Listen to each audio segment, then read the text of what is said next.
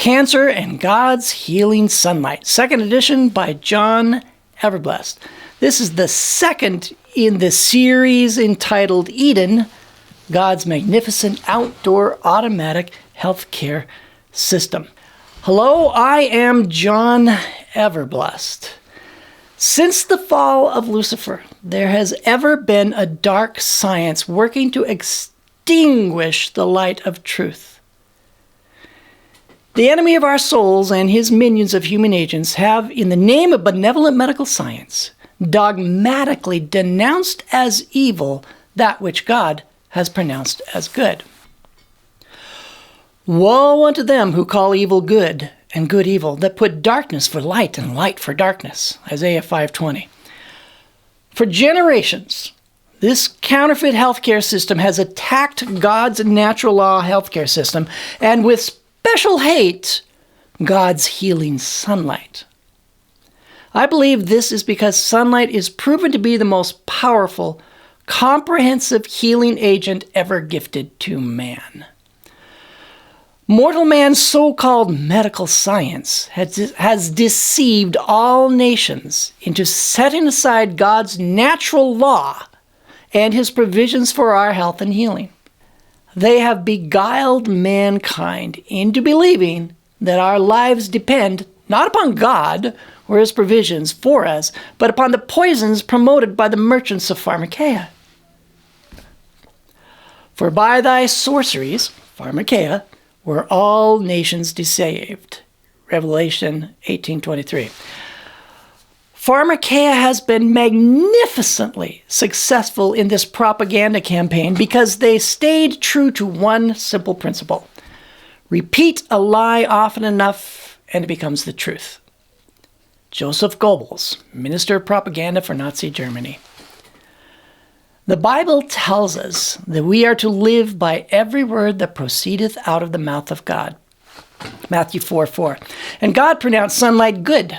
Genesis 1:3 and 4. Therefore, we know that if they speak not according to this word, it is because there is no light in them. Isaiah 8:20. We are called to release men from those deadly deceptions which keep men imprisoned in darkness and afraid of the light. That's what this presentation is about. We are going to debunk the lies about God's sunlight. And when the lies are exposed, the truth revealed, it will be discovered that we have had a magnificent healing resource all these years. God's healing sunlight. All right, let's begin. Sunlight bad. The medical science that claims God's sunlight causes sunburn, glaucoma, premature aging, cancer, and death is so compelling, so voluminous, so well entrenched around the globe that it cannot possibly be questioned. But we questioned it anyway. And those that questioned it anyway magnificently changed their lives. Let's go back to the very beginning of time when sunlight was created. And God said, "Let there be light." And there was light. And God saw the light that it was good. Our Creator seems to disagree with mortal man's assertions. What a shock, huh? To prove how good sunlight was, God placed Adam and Eve in a garden in the sunlight all day, every day, without clothing. God dwells in light unapproachable. So he uses Earth's sunlight as his proxy light to represent himself, his character, his truth, his knowledge, and his healing. Here are just a couple of examples of that from the Bible.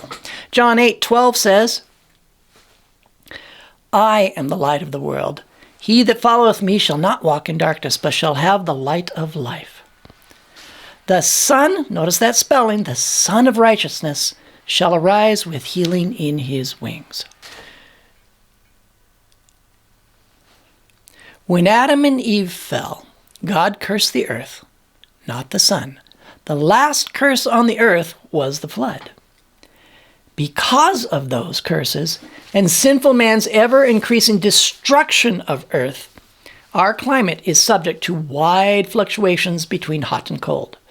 But sunlight still retains its healing properties. It's the earth that has gone wacky, not sunlight. The backhanded evidence of that is that sunlight is still relentlessly demonized by the merchants of pharmakeia. The demonization of God's sunlight is an ongoing attack that continually accuses our God of lying when he pronounced sunlight good. Who are you going to believe? It boils down to that. Yet we know that God cannot lie, and that his spoken word is inherent with the power of creation, which means if God speaks that sunlight is good, then it is impossible for it to be otherwise. 1 John 4:1 says, "Believe not every spirit, but try the spirits, whether they are of God."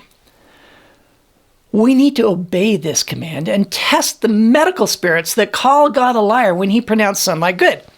And we may justifiably say, especially the medical spirits, because we have allowed them to hold our health and our very lives in their hands. So we are now going to address the 9 most common myths targeting God's sunlight. There's a total of about 11 myths, but we only have time to address 9 of them. Here we go. Myth number 1, we are told that our God's sunlight is carcinogenic and is causing an epidemic of cancer. Since the beginning of human history, people have lived and worked outdoors during the light of day, absorbing light energy from the sky. An average of 10 hours outdoors each day, 70 hours weekly, was common. Since the Industrial Revolution, however, most Americans work indoors with very little healthy light. Between the years of 1840 to 2000, the percentage of the American workforce in agriculture went from 70% to 2%. If it's true that sunlight is causing an epidemic of cancer, then we would expect that this dramatic move to indoor work away from the sunlight would correspond with massive decrease in cancer, right? Because they moved indoors. Nope. It didn't. Cancer increased exponentially, as we will see in the next slide. In the U.S., as sun exposure has decreased by about 90% since 1935, melanoma incidence has increased by 3,000%. So, let's see what happens when an entire culture lives their entire lives outdoors, in the sunlight, unclothed, like Adam and Eve. Dr. John Harvey Kellogg of the world-famous Battle Creek Sanitarium told the story of an African tribe who lived unclothed in the sunlight all day, every day, their entire lives, just like Adam and Eve. Which would you expect of this tribe? A, fabulous vitality, or B, cancer throughout? One of these things is true. Now, I was given this very presentation a while back in an in-person presentation at a Seventh-day Adventist church, and I asked the congregation this question, and it just seemed to paralyze the audience. They didn't want to publicly get it wrong, but why was this a hard question? It was a simple matter of what does the Bible say? God pronounced sunlight good. Here's the story with the answer to that question. The Sanitarium News Bulletin, November 1, 1929. Some of the unclothed tribes of Central Africa, who live on a diet similar to that of the gorilla, and with their naked bodies bathed in the glowing rays of a tropical sun, are free from parasitic diseases and are possessed of a resistance so high that cancer, one of the scourges of all civilized lands, is unknown. And such a thing as appendicitis was never heard of. Their dark skins have a luster and silken feel that no cosmetic could improve. And the tide of life runs so high in their lithe bodies that there is no end to their endurances. That's going to be a thing. The men run with government dispatches 60 miles a day, day after day, for hundreds of miles. That's hard to believe, isn't it? So, the answer is fabulous vitality. Both Native American and Canadian Indians, also scantily clad, had the same kind of fabulous vitality before Western influences dominated. This African tribe proved that sunlight does not cause cancer. Now, I told you that story to tell you this next one. What do you think would happen were we to take another African tribe whose members have also lived all their lives unclothed in the sunlight all day, every day, but distort the sunlight on just 2 square inches of their body, the sunlight that enters their eyes? Which is more likely, that the sunglasses prevented the natives from getting glaucoma, or that the sunglasses caused cancer? One of these things is true. How would we know? Well, what does the Bible say? Sunlight, good. So if we distort God's sunlight via sunglasses, we cannot expect anything good. Here's the story. This is Dr. John Ott. At a dinner given prior to one of my lectures, I sat next to the daughter of the late Dr. Albert Schweitzer. Our conversation dwelt mostly on her experiences as assistant to her father at Lambarene on the west coast of Africa. I asked her about the rate of cancer of the people in that area, and she replied that when her father had first started the hospital, they found no cancer at all, but that now it was a problem. I asked if the people there had started installing glass windows and electric light in their otherwise simple surroundings, and she said they had not. Then I half-jokingly asked her if any of the natives wore sunglasses. She looked startled and then told me that the natives paddling their dugout canoes up and down the river in front of the hospital often wore no more than a loincloth and sunglasses. And indeed, some wore only the sunglasses. She further explained that sunglasses represented a status symbol of civilization and education and had a higher bartering value than beads and other such trinkets. So, even though unclothed natives are in their tropical sunlight all day, every day, their entire lives, they experience no cancer. But when they started distorting just the sunlight that enters the eyes by wearing sunglasses all day, every day, cancer was the result. Cancer was not caused by sunlight to the skin, but distorted sunlight to the eyes. This is no small discovery. This should have been published abroad and kept before the people of the world, and we're bringing that back right now. This has massive implications for us. Yet the same medical science that tell us that sunlight is carcinogenic tells us that wearing sunglasses is important for healthy eyes. But when we humans started wearing sunglasses, that was when we really started messing with God's natural order of things. Skin cancer cleared by light. Dr. John Ott speaking. One of my friends had been troubled with skin cancer and on several occasions had undergone minor surgery.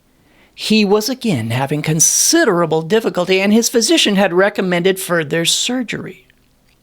However, on his own initiative, he decided to try the same UV ocular therapy that he was giving his wife for her eye condition. Immediately, his skin cancers began to disappear, and within a matter of 4 or 5 months, his skin appeared perfectly normal, without surgery or other treatments or drugs.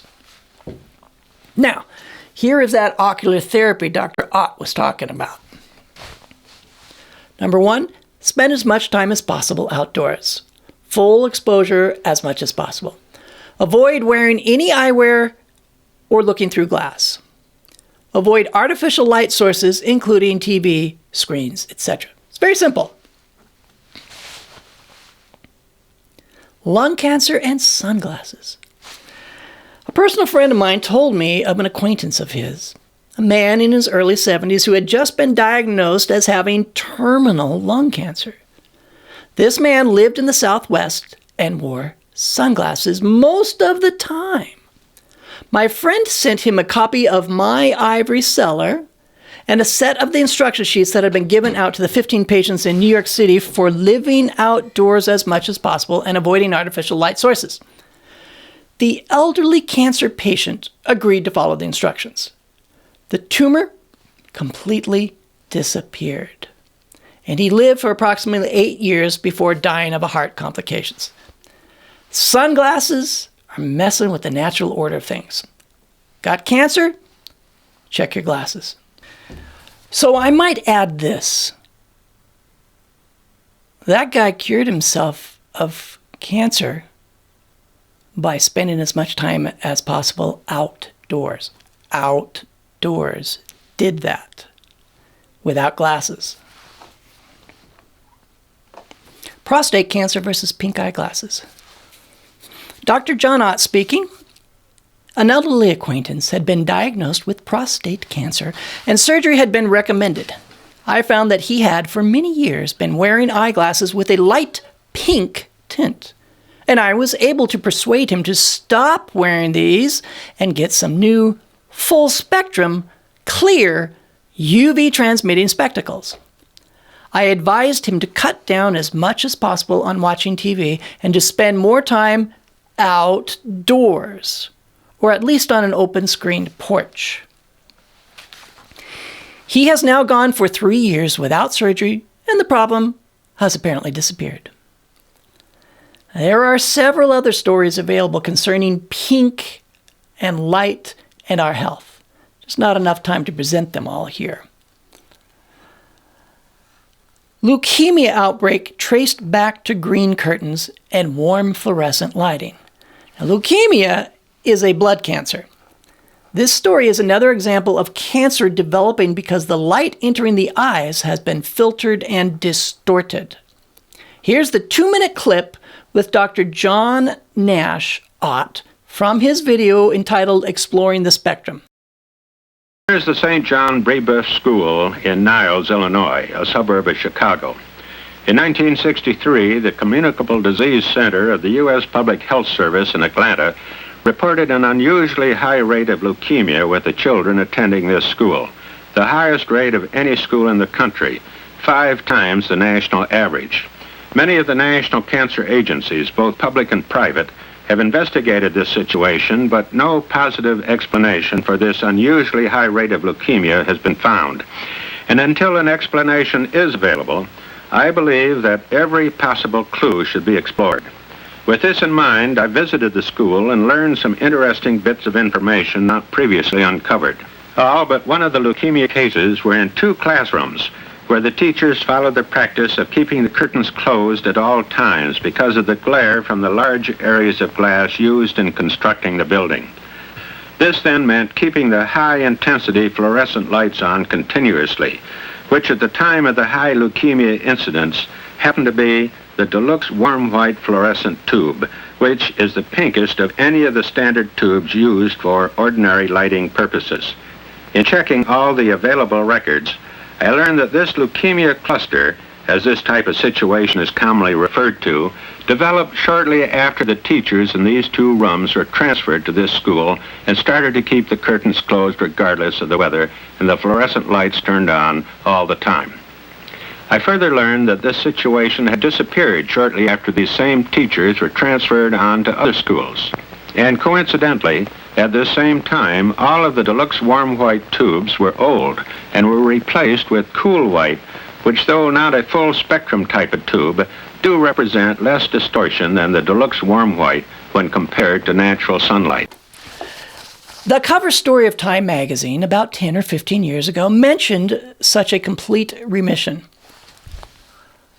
A man, upon being told he had terminal cancer, immediately stopped going to his office and started reading in a rocking chair on an open back porch and also working in his rose garden. The cancer disappeared, and he became a medically proven case of complete remission. Again, outdoors. Next, a Scandinavian doctor discovered that she had terminal cancer. She was a great nutritionist and thought fresh fish from the sea would be helpful because they contain all the minerals from the sea and would be freest of artificial preservatives and other additives. She gave up her practice and went to a small town in northern Norway where living was very simple, and went out with the fishermen every day to help catch her fish. She, too, became a case of complete remission. But when she prescribed fresh fish in the diets of her patients back in the city, it didn't work. It didn't work because it wasn't about the fish. It was about working outdoors in the sunlight and fresh air without glasses. So what did this and the previous story have in common? They both left their offices and the artificial light and adopted a simple open-air lifestyle in the sunlight in harmony with nature. God's remedies are simple and automatic. Breast cancer versus sunlight. Women who live in the sunniest areas and have the highest exposure to sunlight have a 65% reduction in the breast cancer risk compared to those who have the least sunlight exposure. Next, sun exposure increases melanoma survival. This original study enrolled 528 Caucasian residents of Connecticut, USA, diagnosed with invasive cutaneous melanoma, skin cancer. Sun exposure was statistically significantly inversely associated with risk of death from melanoma, regardless of the measure used. Now, the next slide is very important. It's a little wordy, but knowing how this study came about will give it credibility, and it will change our thinking on the matter of skin cancer forever. Only about 6% of lesions excised as melanoma actually are melanoma. Now that's the punchline. Now let's read the study. Stunningly, the American Academy of Dermatology published this report showing that most melanoma diagnoses may be incorrect. Wow, how did they miss that? Approximately 44 different authors contributed to that report.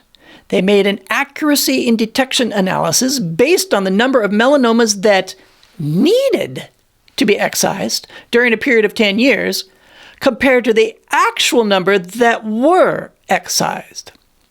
Many clinics in different countries were involved in assessing the numbers. A total of 300,215 cases were found where excision took place.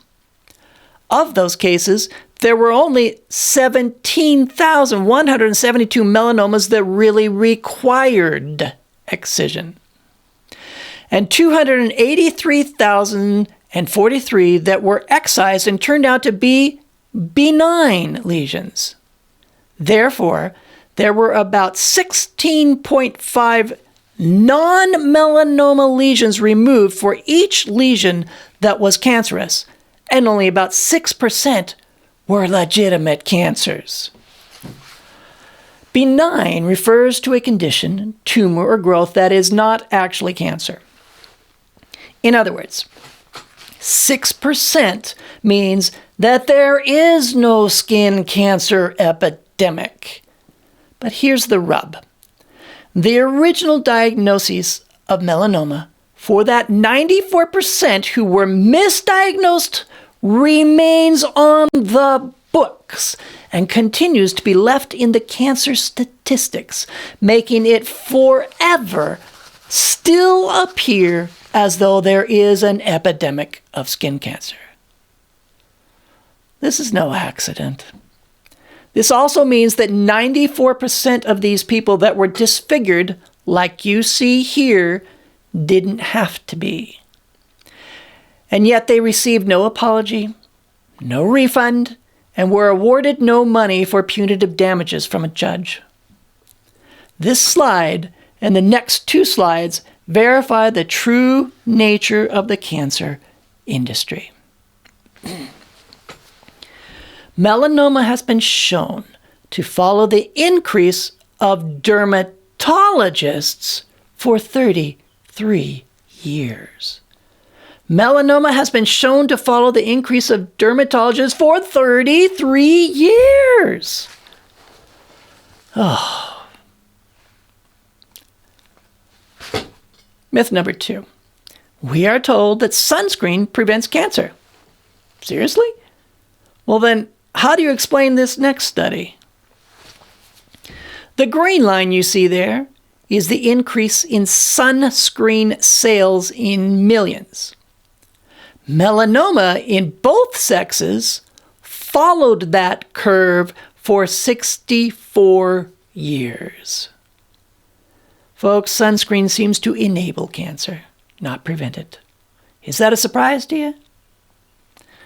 The green line is the increase in sunscreen sales in millions. The pink line is the rise in melanoma in women. The yellow line is the rise in melanoma in men. Both sexes follow the rise in sunscreen in use for 64 years. No more benefit of the doubt, folks. The rise in melanoma has been exceptionally high in Queensland, Australia, where the medical establishment has long and vigorously promoted the use of sunscreens. Queensland now has more incidences of melanoma per capita than any other place. Worldwide, the greatest rise in melanoma has been experienced in countries where chemical sunscreens have been heavily promoted.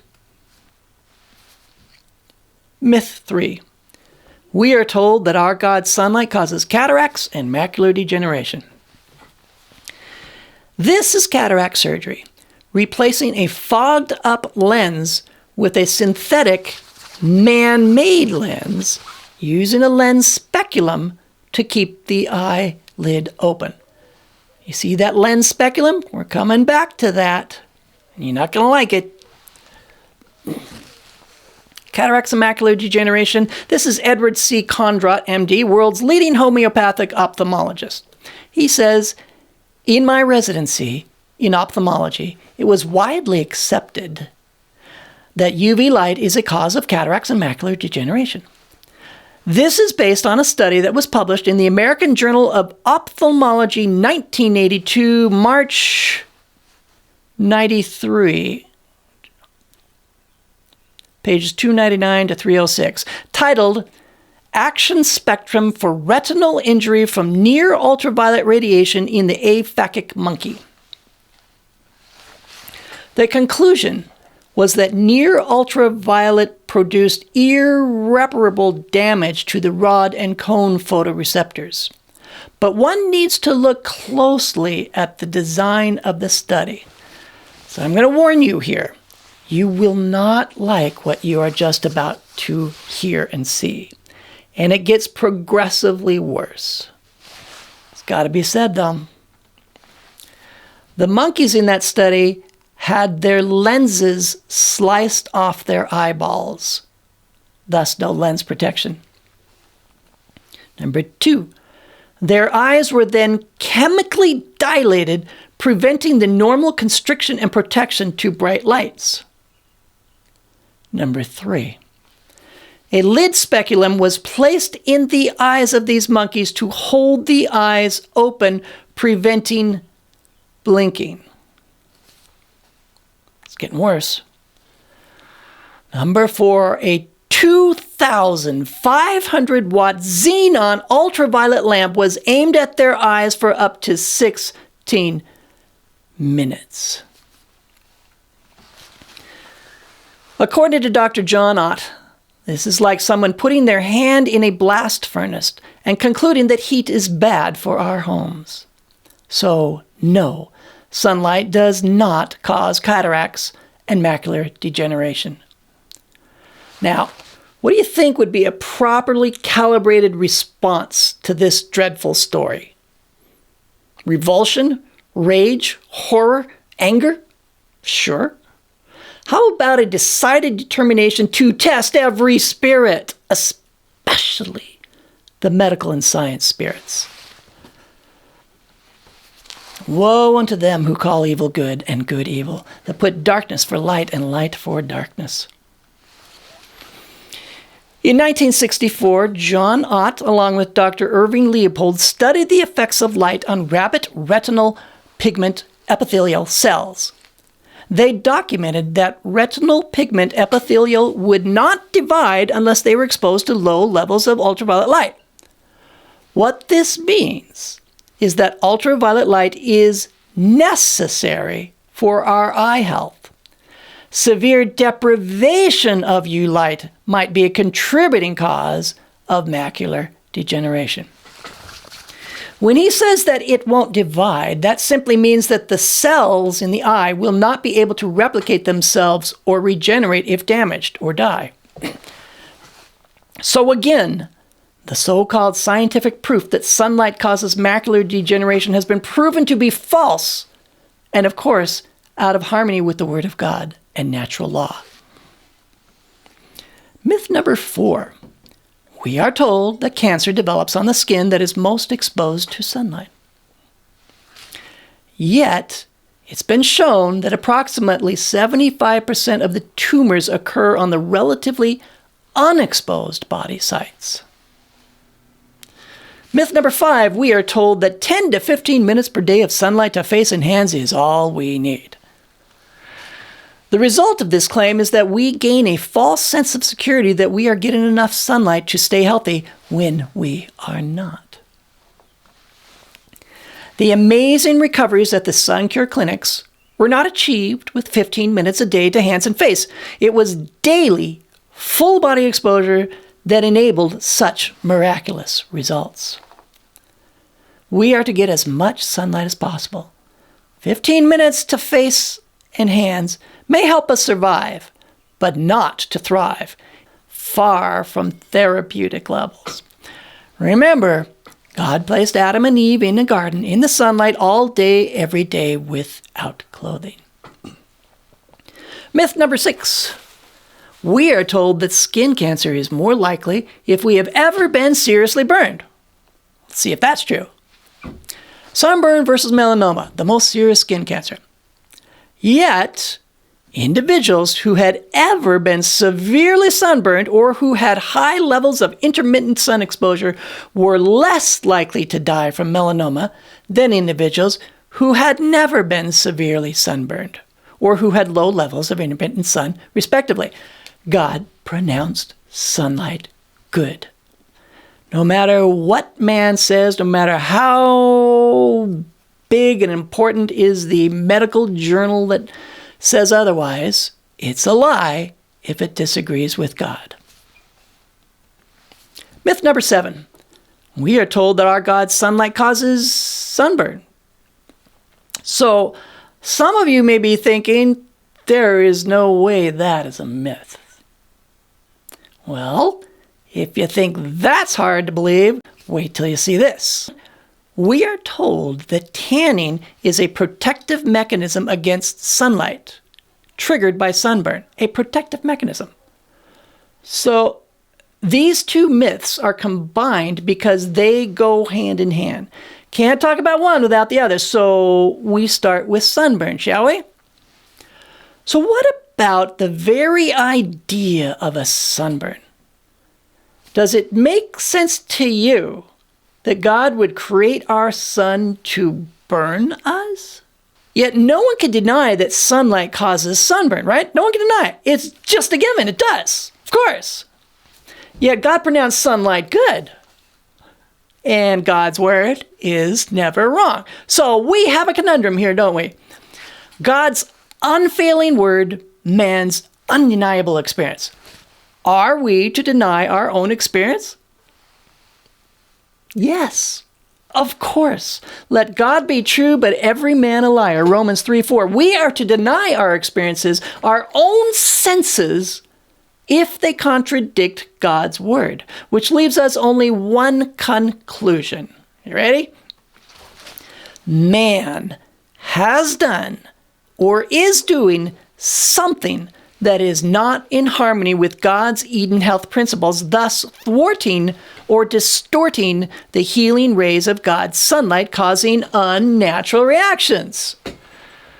Okay, well, that could make some sense because way back when scientists first isolated ultraviolet rays, they experimented and found that UV light caused negative reactions in many different chemicals. Chemical reactions. Man-made chemicals, or otherwise. So they named this band of UV light chemical rays. And the pioneers used that term all the time.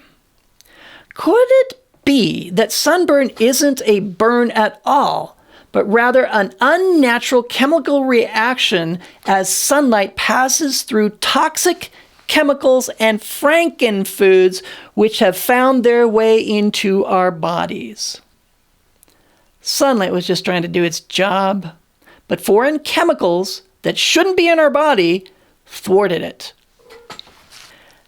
As I started researching this theory, I immediately began to find confirmation. Now, the next slide lists some of the known chemicals that cause the so-called sunburn and sun sensitivities. Foods. We start with foods. High-fat, processed foods cause sun allergies, sunburns, sun toxicities, rashes, etc. Concentrated vegetable oils. Fried, distorted oils like fried foods. Sugar and artificial sweeteners, alcohol, modern grains, they've been hybridized. Food additives, a zinc deficiency does this. All right, chemicals. Anything that weakens the liver, toxic chemicals, chemo and radiation, of course, pharmaceuticals, many pharmaceuticals. That's not a surprise. Antibiotics, skincare products, sunscreens. Now that's ironic, isn't it?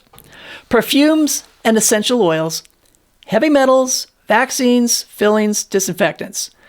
All those have heavy metals in them. These things are the lifelong norm for the typical American. The next slides tell us how bodies are supposed to react in the sunlight when we clean up that chemical dump in our bodies. This article is entitled Why I Don't Use or Need Sunscreen by Tom Naughton, May 23, 2019. After changing my diet and ditching the frankenfats in favor of real fats, I found I just don't burn like I once did. If I spend 4 hours doing farm work on a sunny afternoon, my arms and face get a little browner, and that's it. Seeing how the change in diet changed my skin's reaction to sunshine got me thinking. Why would the sun be dangerous to humans in the first place? It makes no sense. We need sun on our skin to produce vitamin D naturally. Next article, this is 2 articles from the same lady. I've kind of combined them here.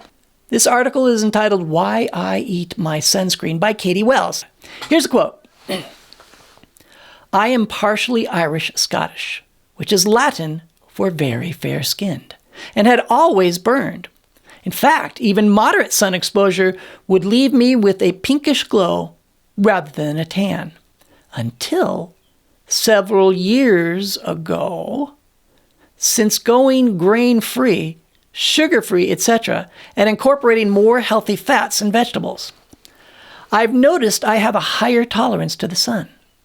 I not only don't burn, but I'm able to stay out in the sun longer without turning the tiniest bit pink. And I tan more easily than I ever have before, which is saying something since I have red hair. I started working in the garden for hours at a time during the heat of the day without burning. We also went to Florida for a vacation, and I was at the beach for 4 hours between 11 to 3 with no sunscreen, and I didn't burn at all. Now, I'm talking. I had the same sort of burnless experience in the sun when I went through an 11-day lifestyle health program in Battle Creek. You know, if a sunburn isn't what we've been led to believe, then neither is a tan, right? Did you notice that her detoxified body didn't actually require itself to turn pink before tanning? This is wildly significant. It tells us that tanning is not a response to skin damage from burning, as the merchants of pharmakeia have dogmatically portrayed it to be. It is a healthy, normal, designed reaction. It means that tanned skin is what God intended for us from the very beginning, which finally fits, finally makes sense. For why would God create our sun for our health and then have to protect us from it? When he placed Adam and Eve in the garden with full body exposure to sunlight all day, every day, did God then hand them a bottle of sunscreen and a pair of sunglasses? So, what is the purpose of a tan, if not for protection from the sun? To be an acceptable answer, the explanation must be something that is in harmony with sunlight good. History may, again, provide the answers. The pioneer practitioners of the sun cure treated end-stage TB patients successfully with sunlight, and they observed something quite unexpected having to do with the purpose of a tan. You ready? This is going to blow your mind. It blew my mind. It's still amazing. Tanning accelerated healing. This is Dr. Harris. He says, it has been a common, get that, common observation that the cure of a tuberculosis patient parallels roughly the degree of skin pigmentation, tanning. The greater the pigmentation, the more rapid the cure. This was a common observation among the pioneer practitioners of heliotherapy. Dr. Kellogg knew it too. This is spectacular. How did such an amazing discovery like that get buried? And it's going to get better here. This means that tanned skin is our natural estate. We've just seen that the protection from burning comes from a clean, natural diet, not tanned skin, which verifies that tanning is really not about protecting us from the sun. It's about accelerating our own healing. And there's more to that accelerated healing than UV. Here's what Dr. Rollier had to say about that. There are also deeper penetrating rays from the sun whose bactericidal power is considerable. The long-wave red rays, in particular the infrared ones, have strong bactericidal properties. In other words, Dr. Rollier is saying that infrared rays, heat, are also healing and kill bad bacteria both inside and outside of our bodies. Now, the next slide is Dr. John Harvey Kellogg's observation on the value of tanning, and it's about to start getting really good. Here's what he had to say. The improved circulation, here's the key, the improved circulation of the skin, which accompanies the pigmentation, is always attended by relief from a multitude of disagreeable symptoms. And if these general light applications are supplemented by other indicated physiological measures and by proper regulation of the diet and general habits of life, multitudes of cases incurable by other means may be, in the course of a few months, restored to excellent health. We are certainly going to comment on this. Who knew that tanning was a major treatment modality to prevent and reverse disease. Well, the enemy of our souls certainly knew it, and that is certainly why he was so vehemently demonizing sunlight, and still is. Now, God, in his mercy, is directing us back to the simple healing agencies of nature as his countermeasures to the worldwide poisoning of mankind, the weapons formed against us. These pioneer physicians have shown us the true purpose of a tan, and it is not to protect us from a disease-causing sun. It's to accelerate healing. Now, the next slide, Dr. Kellogg tells us how that improved circulation brings relief from a multitude of disagreeable symptoms. Dr. Kellogg's talking. Phototherapy is a useful means of producing local and general hyperemia of the skin for relief of the visceral congestion. That's congested organs, which is rarely absent in chronic disease. The pallor of the skin, which is nearly always present in chronic invalids, signifies not only anemia of the skin, but necessarily implies also congestion of the viscera, your internal organs. The general muscular weakness which accompanies chronic disease prevents exercise so that the muscles, as well as the skin, are anemic. The importance of this fact will be recognized when it is considered that the muscles, when active, are capable of holding 1/2 of all the blood in the body. The idle muscle contains not more than 1/4 or 1/6 as much blood as the active muscle. A pale skin and inactive muscles necessarily imply congested viscera. This chronic congestion of vital organs necessarily results in derangement of function and often in change of structure in those vital organs. This is serious. We can now see the incredible healing power found in tanning ourselves and our patients, a power that no one knows about. Armed with these long-lost Eden principles, we can far better defend ourselves against the weapons formed against us. So how long does the improved skin circulation of a thorough tan last? That's a good question, isn't it?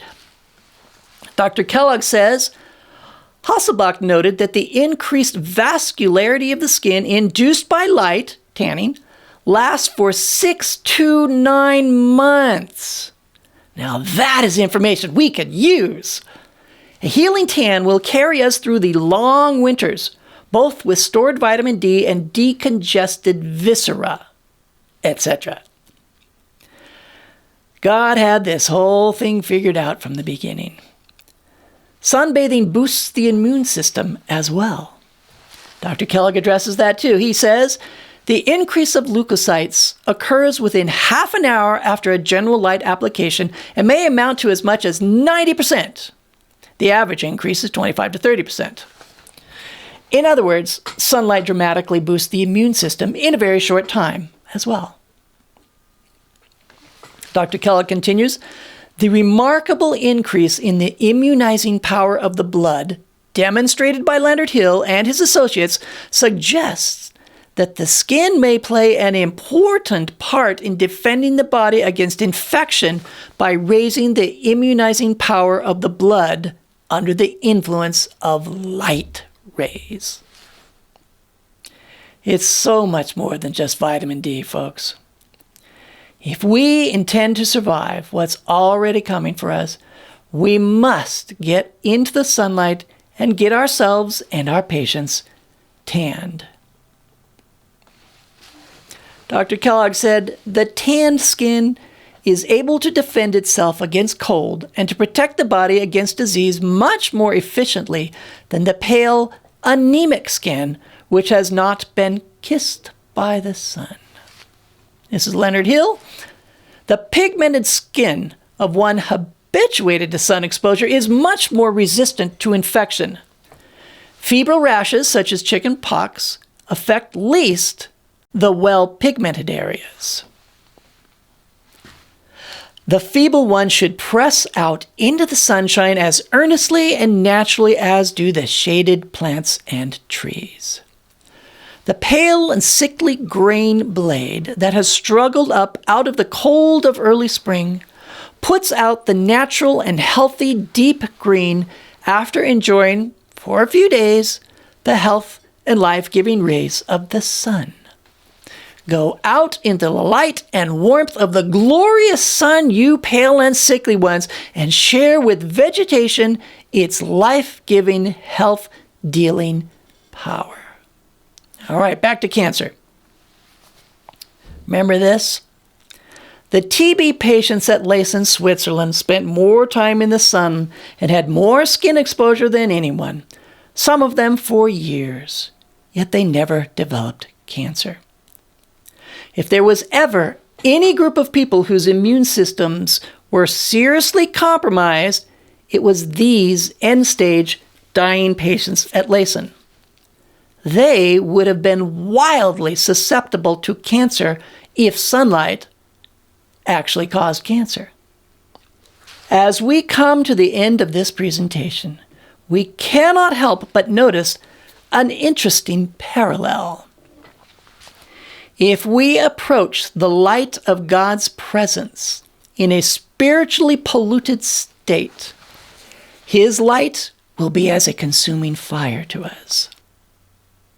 If we approach God's proxy light, sunlight, in a physically polluted state, we will also burn.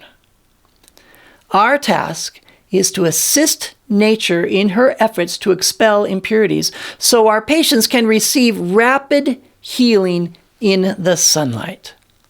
In conclusion, as we have tested here the so-called medical science that calls God's light darkness and darkness light, the pattern is revealed and the conviction takes hold that it is spiritual and medical madness to place mortal man's reason and science above God's revelation. It is the God of Israel alone who heals. His agencies alone are blessed, literally. Everything else is a counterfeit. God bids us use the natural agencies He has provided to cooperate with Him in healing us. He blesses His agencies for our healing as we use them. And using them is a public expression of our trust in God as our healer and protector. We are to be witnesses for the power of His blessed healing agents. Yet to be the most effective witness, the most effective medical missionaries, and the healthiest we can be, we must reboot what we think we already know about health and healing and start at the very beginning. And God saw the light that it was good. Folks, I hope this has been beneficial for you. It certainly was for me and many, many others. God is bringing this light back to His people or anyone who will listen. Anyway, I thank you for watching this video. Please share it. God is good.